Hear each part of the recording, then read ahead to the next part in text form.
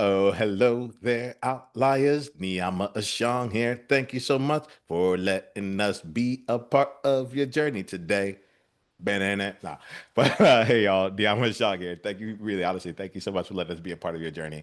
Welcome to the Outliers Edge Roundtable. And today we have three incredible outliers who are here to share their experience and continuing to shape the world around them, own who they are, own their outlier, and use that to value their impact out in the world by creating different businesses and organizations that continue to support themselves and others. This is like I'm excited for this conversation. We have a stacked roundtable for you. Let's give us a chance to get to know them all. So why don't we start with you, William? We'll start with you. If you can, would you mind sharing more, letting us know more about you and the game you're currently playing? Okay, so I am William Royce, uh, military veteran, retired military. I've lived all around the country, a few other countries, well traveled, spent 20 years in design, and took what I learned from the military and what I learned from design and created a nonprofit that helps veterans through creative outlets. So, whether you paint, draw, make music, farm, whatever you have that gives you a little peace of mind outside of medicines and all that stuff, we're here for it. And we just celebrated our first year in the nonprofit space here in Houston, Texas, and I'm proud of that. And I'm looking forward to helping as many veterans and those in need as I can. Well, thank you for the work that you're doing here. How do we how do we pronounce your business? Um, Undeserved.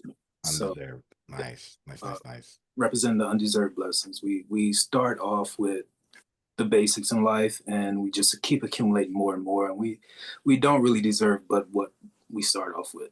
We don't need 5 houses, we don't need 10 pairs of shoes, but we get those undeserved blessings, and I think that's how I'm paying it forward in the world. Thank you for being here, William. I'm excited to see how this game goes. Tanya, let's get a chance to get to know you. You mind letting us know more about you and the game you're playing? Totally. So I am Tanya Jane. I'm based in Toronto, Canada, and I have a multidisciplinary creative house called Elixir Media Co.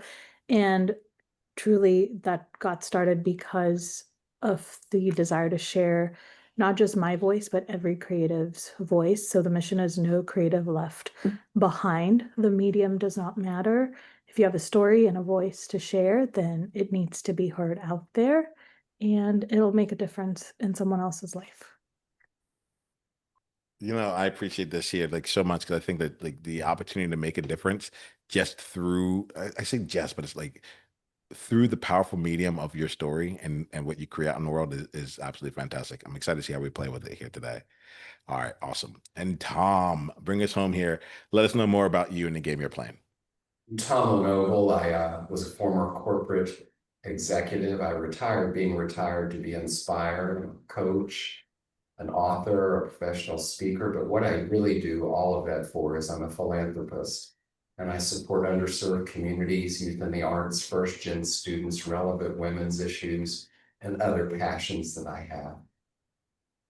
So thank you all for bringing you all to this conversation. There's something I want to start off with because I'm leaning and recognizing like Outliers Edge really is a movement of belonging. As much as we're talking about everything else here, that is the underlying pinning behind it all. I just like to talk about it through business and what we're creating. All right. Um, Let me ask you for the game that you're playing right now and for the levels that you see yourself going, like what was one of the bigger challenges you had to face for yourself when it came to belonging? And there may be some element where you're like, oh, actually, I've always felt good about this. And if that's the case, don't feel like you need to like make something up. But I am really curious because I tend to skirt around it and hide it. I'm like, what if we put it front and center? Can you share a little bit about how belonging has impacted you as you continue to play at higher and higher levels? I'll go first. I think for the first time, I'm in a space where I'm not creating the revenue. I'm actually having to go out and shake the hands and get the donation and the support. So it plays a different factor because in my own world, I can create the revenue with no problem. It's just a matter of having a quality product or a quality service. But in this space where it's fundraising based and it's all nonprofit based and tax exempt. You have to go, you have to go shake some hands. You have to kiss some babies. You have to do a little buying lunch and dinners and stuff like that. And it still may turn into nothing. It still may just be you spent money on a dinner, and you may not get that support that you desire. But it's a learning curve, and I'm trying to find my space within the nonprofit world. I I appreciate this here because it's like I hear what you've had in the past and how it's playing out right now. I also realize that if I keep saying things, I'm going to slow down the flow here. So let's keep things going. Tom, Tanya, anything that's running through with you on this? I'm happy to go. I focus on risk, resilience, and reinvention. And what served me most in doing that is I'm the survivor of 2 life-threatening illnesses. One I was told was terminal, and I've had metastatic cancer for the last 13 years, and I'm still here. Congrats. I love that everyone's sharing this, because I think for me, when it comes to, this is like voice work. I recently have started to I've always understood it, but it became so apparent over the last year. That is the through line through everything that I do, and it has to do with voice and leadership. Whether it's corporate, whether it's at home with family or friends, whether it's in your business or brand with team clients, if you don't know your voice, and if you're not willing to be that first one that goes and asks for what you want, has the hard conversations, leads in that way, then you're not going to end up where you want to actually be. That's very true. There's something that's coming sorry, what were you going to say, Tom? Go for it. To say I love this outlier group because the 3 of us are all focused on service to others, and that right here brings us together and creates a space for people with shared and like-mindedness about that. We're all about helping others. Yeah, and there's something I look at. You said like-mindedness. I actually look to try and create spaces of like-heartedness, but different-mindedness, right? So we get a chance to be able to actually like grow from various things. Like there's something that William said in there. William's like, I know how to create for myself. Like that's not a problem. I'm like, oh, I like that. Like that's a way of going through life that feels like very self-assured, self-trusting, and easeful, right? In certain ways, right? But then you brought in the other side of things. You're like, hey, now I'm looking to raise raise funds. Like that's a different way through donations and such a different way. Tom, you had talked earlier about some of the things that you get involved in. I'm curious about how you also talked about the corporate world that you were in beforehand. How was the transition to what you do now? And I guess, yeah, I'm curious about you talk about philanthropy, you talk about all these different things. I'm curious about how that game has translated to what you're doing now. And I'll actually be really curious about it for each of you in your own ways. Thank you.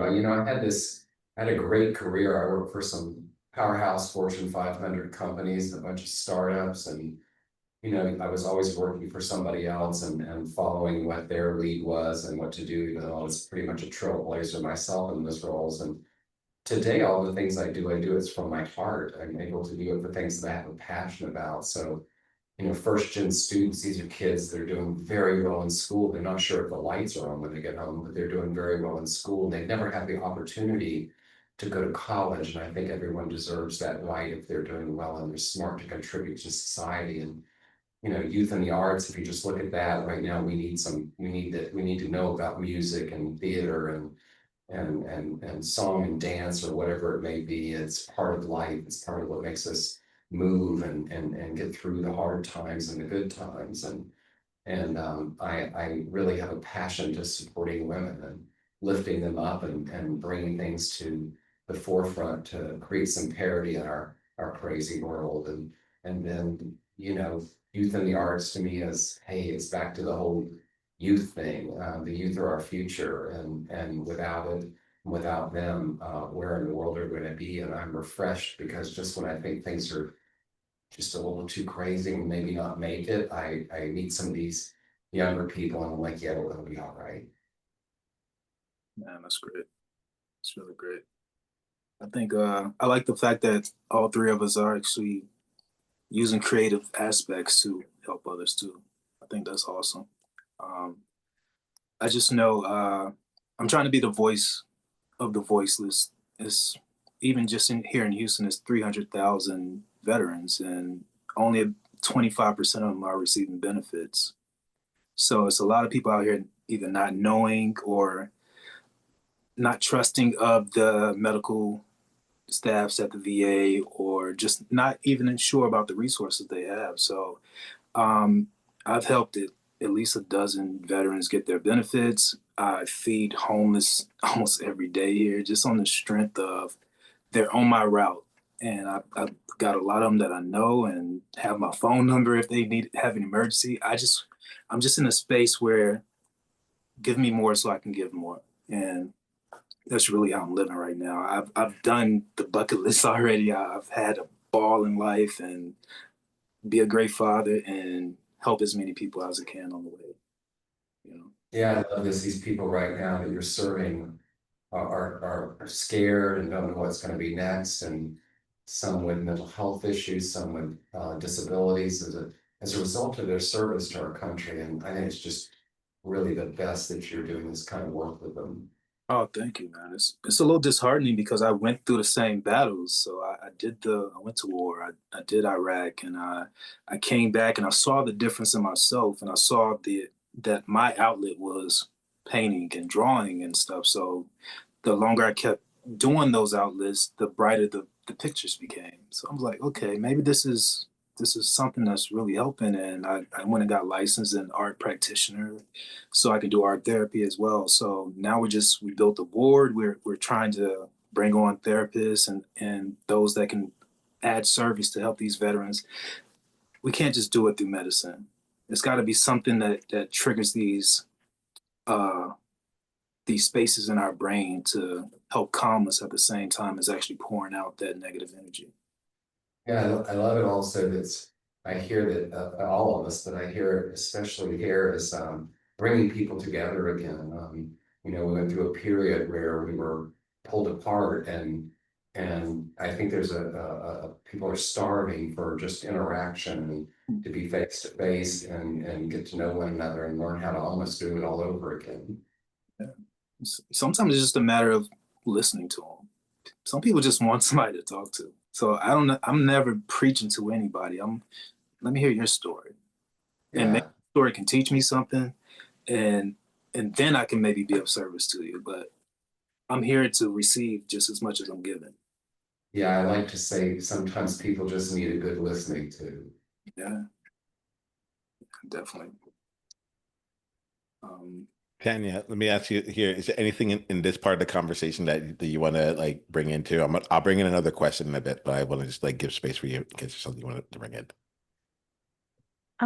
I think what I wanted to share with, like, particularly what you both are talking about, because I spent time in corporate as well. Like, I didn't spend as long in corporate, but I did spend, the years that I did spend out there, I was meeting with key stakeholders, and like I was being invited into rooms where, quite frankly, like I had no business being in at like 23 and 24 and fresh out of school with an English degree, and I'm in dog eat dog hedge funds and finance. So it was a total different world. But the through line there was people, they want someone to listen, they want someone that they can see themselves in. And it's not about being the smartest in the room ever. It's about who can actually hold the most emotional space and resonance for other people, and who can help others feel heard. that's a great statement. It's a great statement. I like that. You all have me, y'all have me playing just a bit here. I'm enjoying how we're going about this. I think that there's a component here around like how do y'all continue to find ways to grow? So I'm talking to each of you, and it feels like you're in places of like, hey, I'm here to serve. I've changed. I'm now putting my energy out to continue to grow and support others. And I'm curious about like what you do to stay on top of your game. Now, the one thing I'll say is that like this goes beyond, this is like what you like how you be out in the world. So it's beyond like I listen to podcasts and I listen to like books. Like we get the standard thing. But what like, what's the William, what's the Tanya, what's the Tom like secret that's like if people really knew what it took for me to continue to play the game that I do, like they may not want to play it. That kind of stuff. Or like but I'm curious for you, like what's something that you do that helps you like, continue to stay on your own growth journey? For myself, I am a natural introvert. So even just coming into this podcast, I've had a little bit of anxiety for the last couple of days. Like, what do I wear? What do I say? How do I approach it? So me growing is me socializing more, me getting out and actually uh, pitching myself, pitching in what we do versus just small talk all the time. Just actually take initiative and say, hey, this is what I do. This is what we're trying to do. And maybe you can help, maybe you can't, but I have to be able to say it. Like I have to find the courage to actually say it all the time. So versus just hiding out in these spaces, enjoying the space and ducking out when I'm feeling too socially charged up. So that's helped me grow a lot. Network. I have to go to a networking event tomorrow, and it's just like you got to go out here. You got to shake these hands. You got to talk about yourself. Yeah. I know I love learning, and I think that every person I meet, I can learn something if I'm open and I'm willing to listen and willing to be present to what's going on. And what I find is that I come away from it, especially here's another example of that for me of people that are doing good in the world and really service to others and caring about other people. And I'd like to believe there's a lot more of us doing that than the other that's being presented to us today so much. And so much of driving us apart versus unity. And I just love learning from other people. I've already learned something here today. So that's my thing that keeps me growing. Yeah, learning. Uh, I like to say that I have a high teachability index, and I can learn from my 7-year-old. I can learn from the homeless guy down the street. I can learn from the president of a Fortune 500 company. It doesn't matter. Anytime I'm speaking and having a conversation, I should be learning something. And if I'm not learning anything, I probably should remove myself from that space. Yeah. Yeah, the other thing that keeps me growing is the power of nature. I've used myself in nature regularly. I'm looking at it right now. I get myself out in it and I walk a lot. And I find that there's so much about nature that teaches us about life and how life works and how life continues and how life survives. And it reminds me that I am part of nature. I Oh, go ahead. Go ahead, William. The nature talk reminded me. My 7-year-old, he has a praying mantis.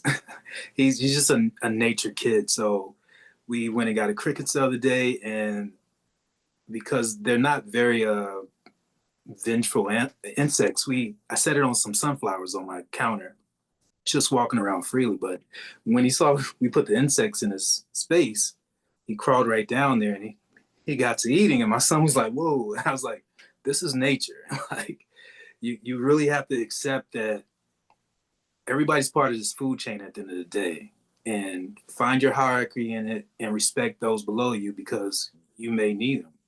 And you may need them to survive. And that's what happened with that praying mantis. He needed that to survive. Like he was like, I don't really have nothing against these crickets, but I haven't ate in a few days, and they're going to do a service for me because I'm doing a service for the world in some other aspect.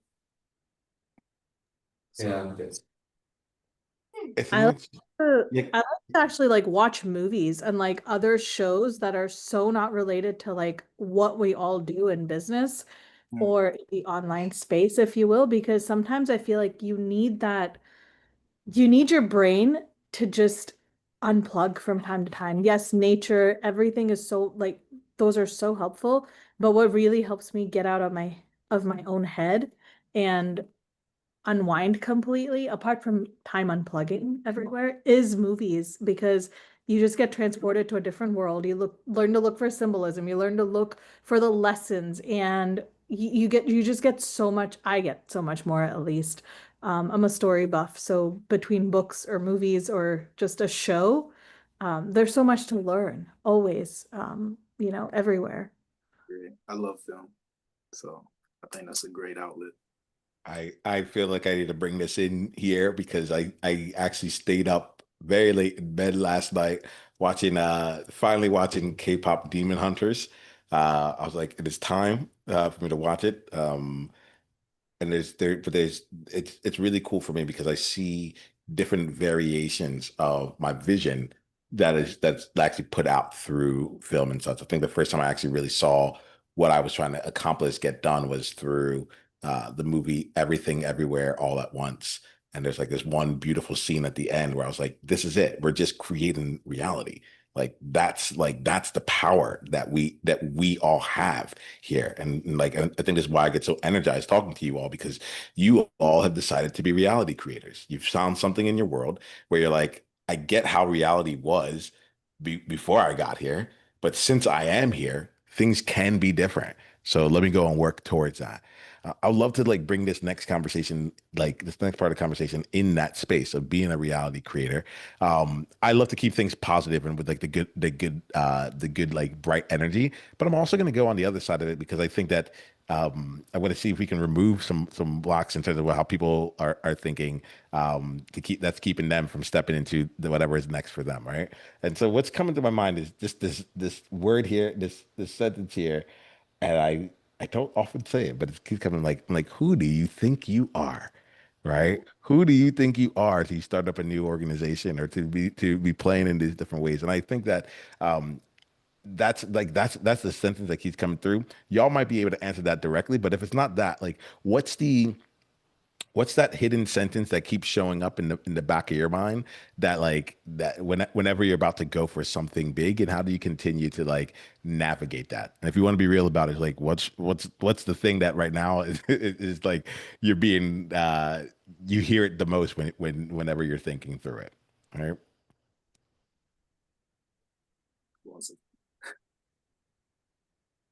Let me know if that is if the question's good, I'll keep it at that. I will, but yeah, all right.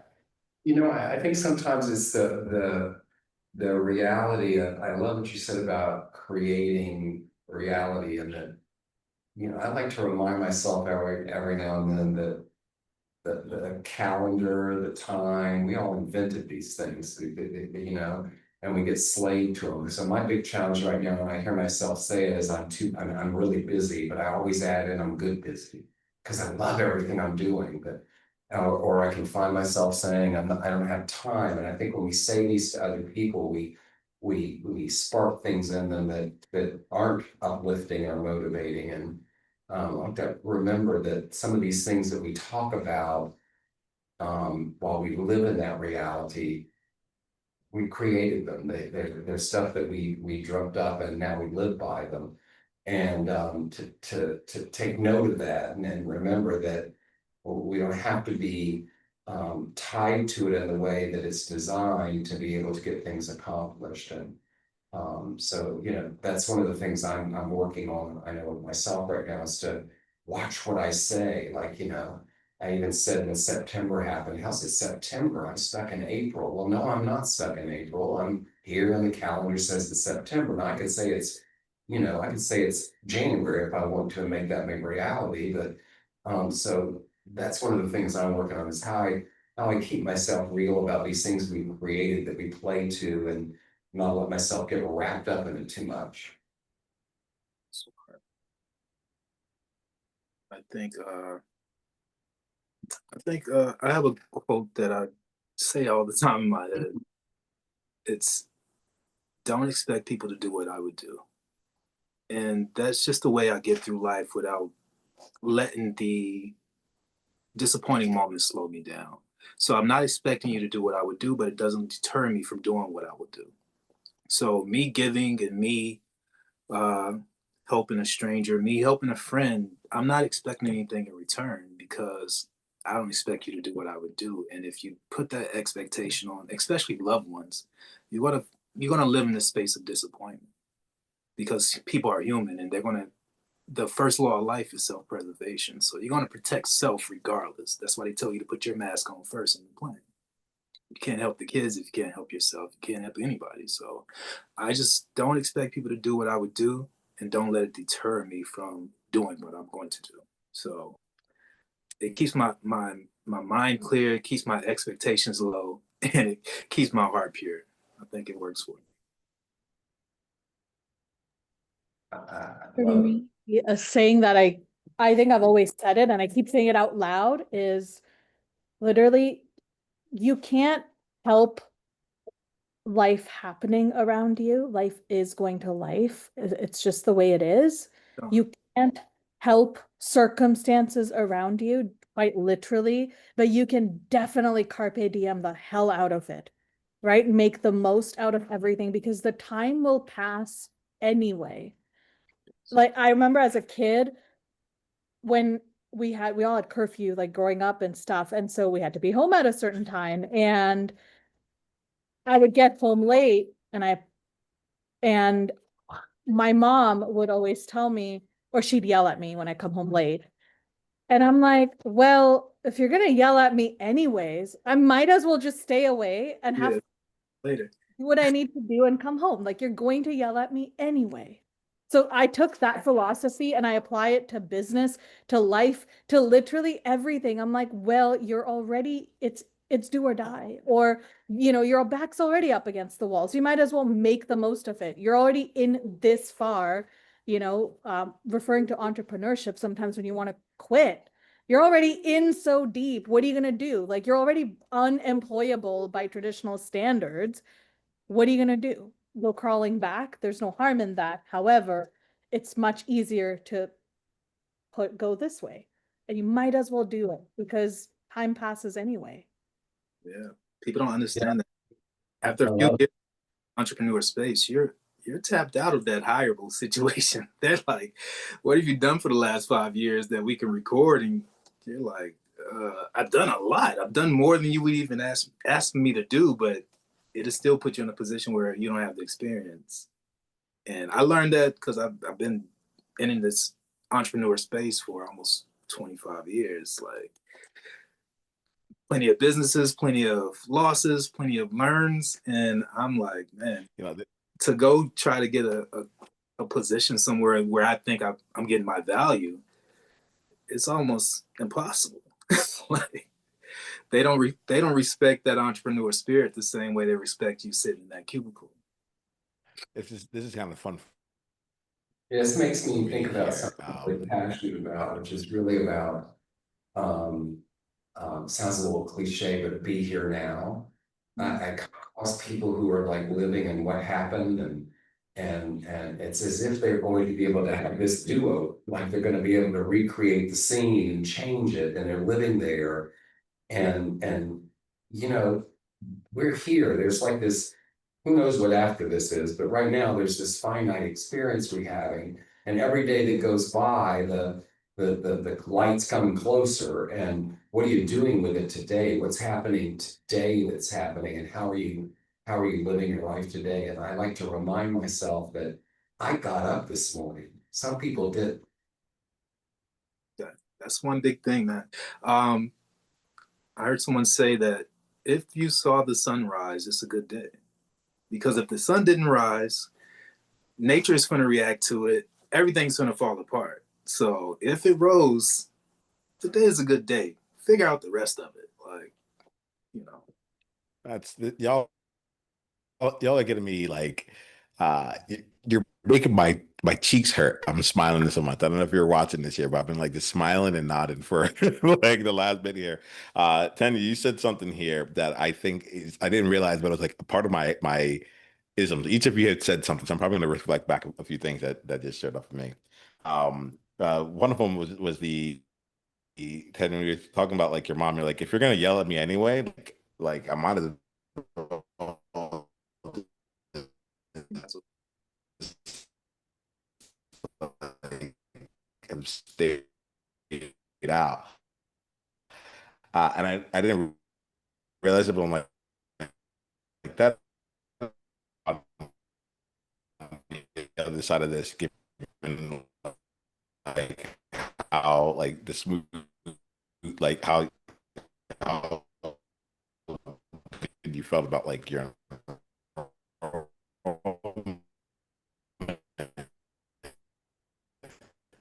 element, so like, element showing up. The other element of what Oh, we lost him.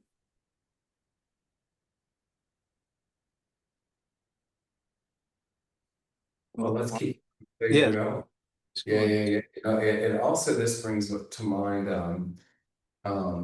what I love to talk about and think about with myself it's gotten me through so much, which is resilience. And you've heard a little bit about what I share, and I love the quote by Maya Angelou of every storm runs out of rain. And I love what you said about the sun shining in nature, and time is about being real and putting it going for it. Of That's you good. know, if it's the sun shining behind that storm, and it's going to run out of rain, and often in life those things that are happening is just making the ground fertile to give you something to plant. And so I love this idea that we're talking about of making things um, kind of like looking for the side of things that are expansive and moving and growing and lifting up and whatever that may be. I think so. I think that's great. I'm always just trying to live in gratitude, man. We can get so beside ourselves thinking that these material things matter. They don't really matter at the end of the day. Like we have them, we give them away, put them in boxes, and try to protect them. Like, what is your relationship with people? How are you touching lives? And I have a 7-year-old, and I talk to him the same way we're talking right now. Like, hey, what did you do good in the world today? It's not some ice cream that you got at break. It's not, did you see somebody in need? Did you help them? Did you see a person that looked like they might need a compliment? Say, hey, I think your dress is pretty. Like little things like that just kind of gives the world a little more balance. And I think if everybody did something nice for somebody every day, it'd be a lot less violent. Yeah, yeah, I call it the philanthropic mindset. People think that philanthropy is about having money and going to a gala and your name on a building. Well, if you have a philanthropic mindset, a smile that you give to somebody, you've given a gift. You never know who you're going to encounter and what they're going through. And something simple as a smile or a hello or whatever it is can shift. And then it's a ripple effect because once you've done that with somebody, you're shifting what's happening in their life a little bit, or I like to trust that's happening. I used to live in New York City, early 20 teens. And every morning I go to the same bodega. I get a breakfast sandwich, and it's usually a small line in there. I'm going to at least pay for the person in front of me or pay for the person behind me, whoever I feel energy needs it the most. And my only response to them was, hey, throughout your day, do something nice for somebody. You don't owe me anything. You don't even owe me a thank you. I did it because I wanted to do it. But that that $6 or $7 I might have spent on a stranger could have balanced their day out from having a rough moment with their spouse, having a hard time getting their kids ready today, thinking they might be losing their job. Like anything that one little moment can keep them from, you know, tearing up the place, you know? And I kind of, this was 2010, 2011, 2012. And I've been living in that space since then, just trying to see what little things I can do. I'm not wealthy or anything like that. So I may not have $100,000 to give away, but I can feed you a hot meal. I can give you a pair of shoes. I'll give you the shirt off my back if I feel like you appreciate this thing that I have a little more than I do at the moment. Yeah, I think that's you are wealthy, and I think I'm richer for having met you today. Oh man, same here. Man. I think we all have these little aspects that I'm going to be reaching out to all of you. Like, how can I be of service, and how can we help each?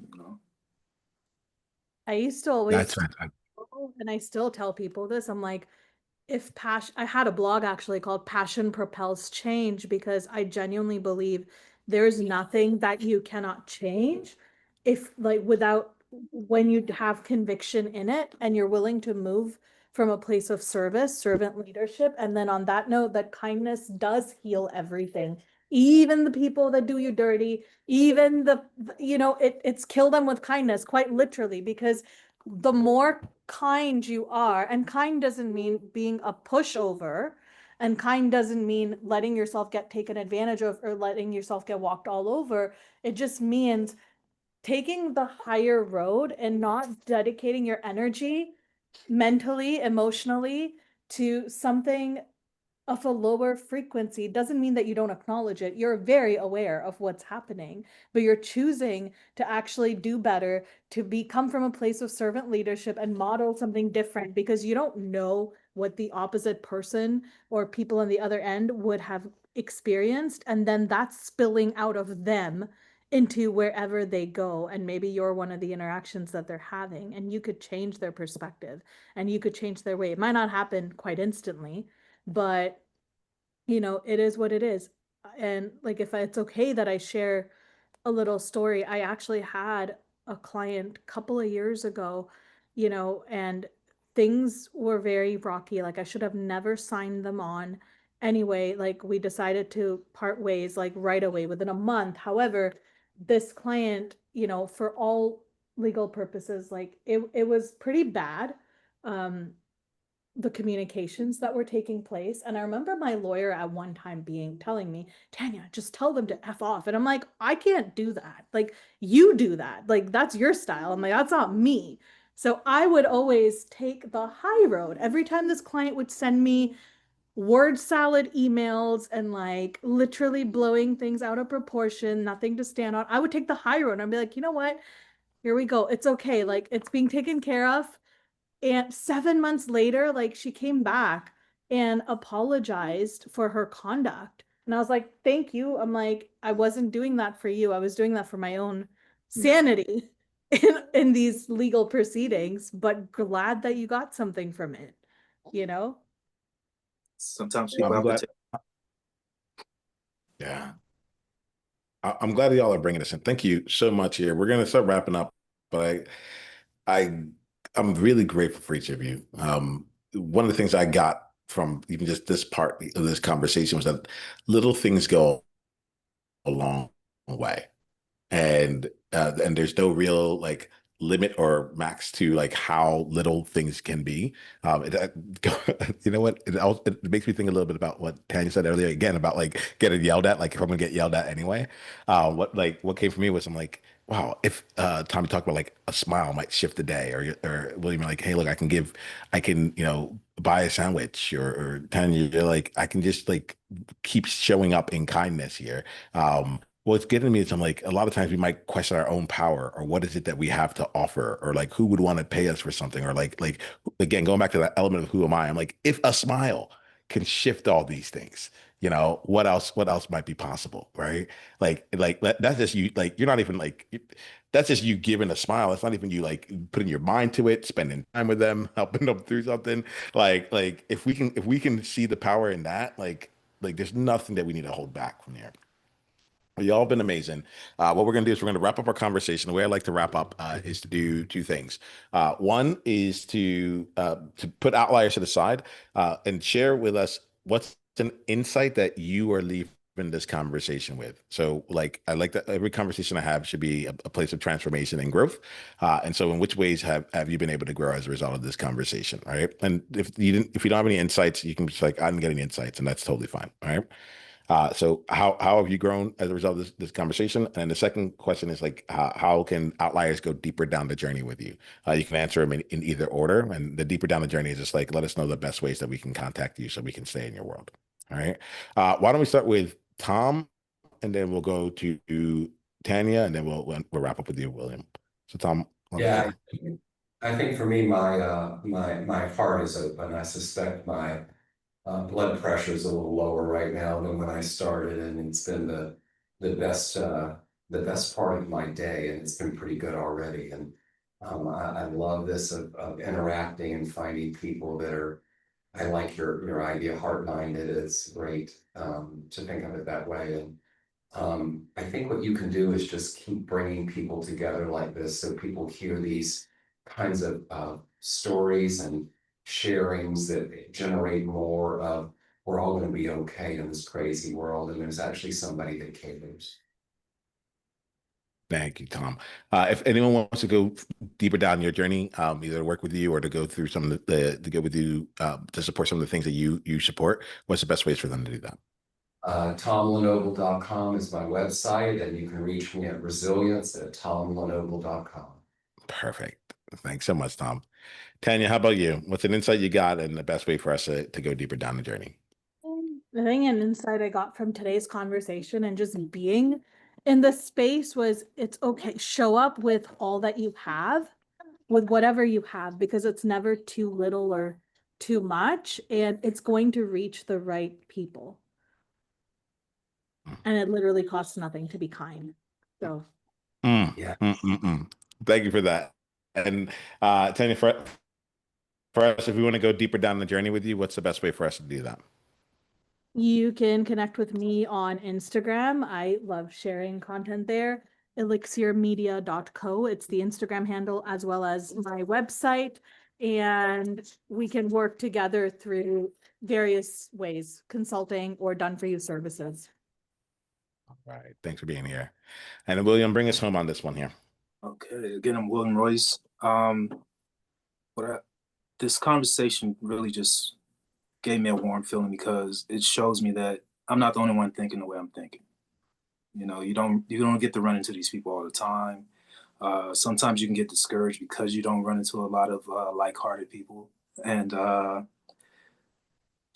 it gives me reassurance that I'm moving in the right direction. I'm thinking in the right space, and I'm giving with a kind heart. Yeah, I just want to live in that space. I'm 43 years old. I don't want to change that mindset for the remainder of the years I have. And to stay in touch with my mission, you can contact us at undeserved.org. That's UNDSRVD.org. And you can reach me at support@undeserved.org.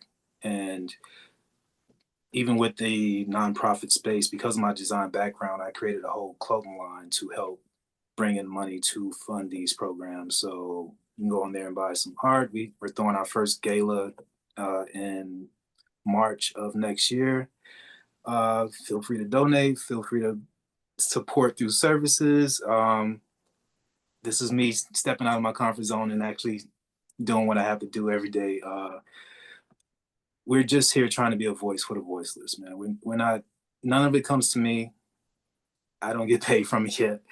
Everything is going right back into these veterans and those in need. We don't just stop at veterans. I meet too many unhoused people here in Houston. I'll feed anybody, I'll clothe anybody, I'll talk to anybody. So we're veteran based, but we're here for everyone. Well, thank you. Thank you for showing up with that. Thank you for showing up in that. And Outliers, my ask is that like you share this episode with someone in your world who like this message is exactly right for. Please take the time to share this message to them. You can go share it much broadly than that, but I have a feeling that like if every person is getting this message the day that they need it at the right time, this continues to live and be valuable years into the future, right? One conversation, one person at a time.